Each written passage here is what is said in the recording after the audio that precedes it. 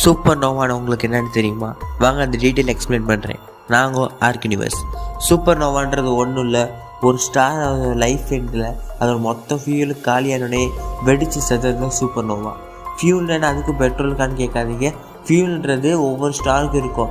அதோட ஃபியூல் என்னென்னா hydrogen. First hydrogen atom fusion ஆகும். இதை தான் நியூக்ளியர் ஃபியூஷன் சொல்லுவாங்க. எல்லா ஸ்டார்ஸ்லேயும் நம்ம இந்த நியூக்ளியர் ஃபியூஷன் நடக்கும். இது ரெண்டு ஃபியூஷன் ஆகி ஹீலியமை ஃபார்ம் பண்ணும். இது ரெண்டு ஃபியூஷன் ஆகிற எனர்ஜி தான் நம்மளுக்கு சன்லேருந்து அந்த ஹீட் எனர்ஜி, அடுத்து நார்மல் எனர்ஜியாக கிடைக்கிது. இதே மாதிரி ஹைட்ரஜன் ரொம்ப காலியாகும் ஹைட்ரஜன். ஏன்னா அது அன்லிமிட்டடில் கிடையாது, ஒரு லிமிட்டடாக இருக்கும். அது முழுசாக காலியானோடனே நம்ம சன்னால் வெடிக்க முடியாது. ஏன்னா நம்ம சன் வந்து ஒரு மிட்ரேஞ்ச், ஒரு மீடியமான லெவலுக்கு ஒரு ஸ்டார். இந்த மாதிரி ஸ்டார்ஸும் வெடிக்க முடியாது.